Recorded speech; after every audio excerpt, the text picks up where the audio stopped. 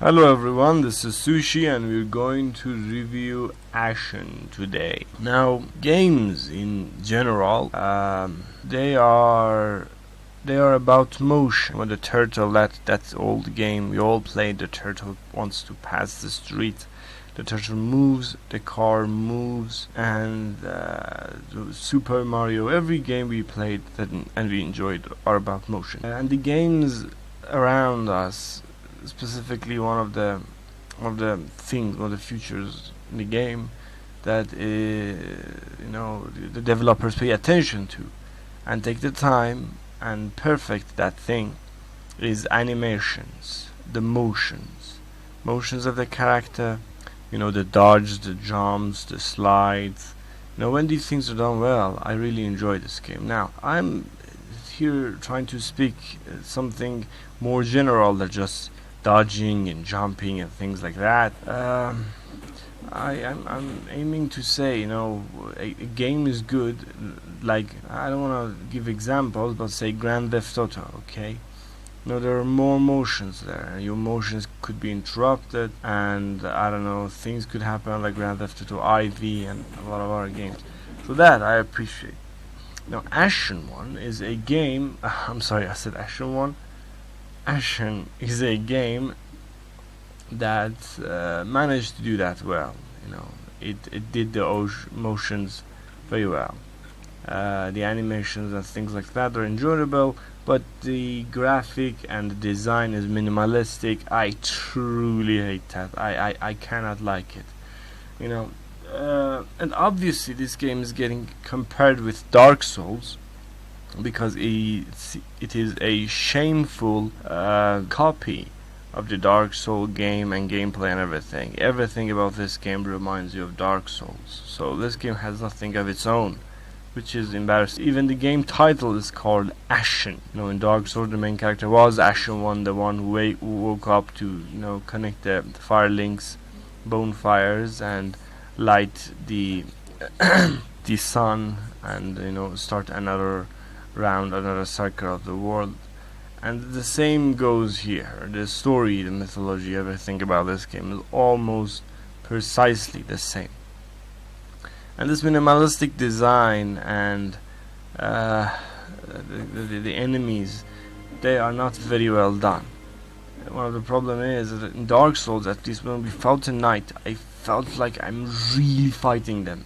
The gliding, the weapons, the irons hitting on each other, and this beautiful sounds were made, and you would give it all you had to fight and defeat that tall, weird, in Dark Souls every enemy was super tall, weird knight, and that was really enjoyable. But here in this minimalistic design, even though lots of things are done properly well, but in a fight, mostly I ignore. Unless I'm really awake, or maybe it's because I'm high on drugs. I say, these foes are like nonsense. You always underestimate them. I don't know if this is done on purpose or not, but I don't like it. As you saw in the game footage, you can even accrue your souls. When you die, you get respawned on a point, on a place. It's just like bonfire. It reminds you of the lost souls, and you don't have souls here. You have scoria or scora, whatever. How creative you could get. Just name something scora. I don't like that either.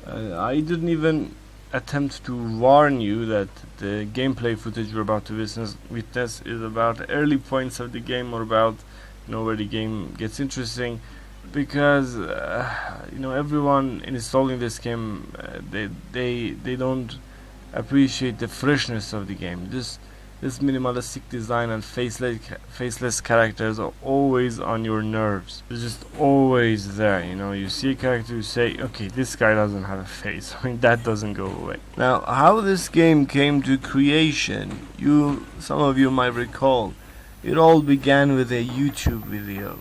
With a fighting physics that looked like Dark Souls. Now, I said it before, I truly do not appreciate a lot of games, a lot of companies mimicking Dark Souls fighting style and literally everything about it, and they make the game super hard for God knows what reason. It's not something I like to see anymore. I'm tired. The Dark Souls was good, but end it already. And here, as you can see, I'm about to enter a cave. In a cave, there's a creepy being, and right there they place the loot, which decreases the overholistic and environmental effect of this trap. Really, it's a trap. You see this demonic being, it draws me in and suddenly strikes me.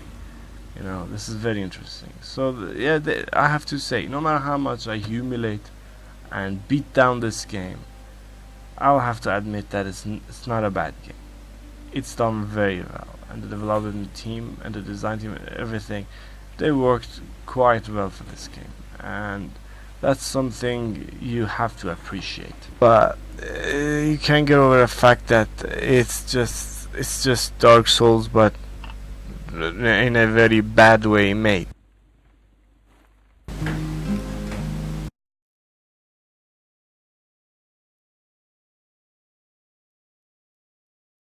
Game, I doubt I can play it. Okay, now when my friend wanted to purchase this game, he told me that you'll have to look at it like a whole different new game. You shouldn't keep on comparing it to Dark Souls, then it will be a painful experience. Today I'm going to see him. I'm going to ask him how you're going to do it. You can't play a game that is Dark Soul hard, okay, and it's like Dark Souls, and try to not compare it with Dark Souls. No, this game even done a bad job mimicking Dark Souls.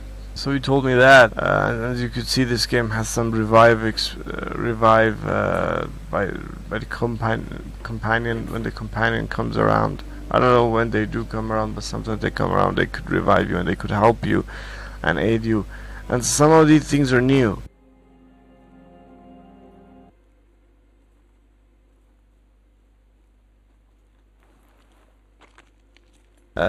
So with that, I doubt there's anything else left to say about the review. I told you the strength points and the weaknesses of this game, and it's up to you if you want to buy it or not. So I will score it. I'll have to score it, 0 being super horrible, like didn't deserve to be reviewed, and 20 being a work of art. I will score this game something to kill your time with. So it's just a game for killing time. And with that, our review comes to an end, and it's up to you if you want to buy this game or not, but that's my score. Goodbye and good night, YouTube.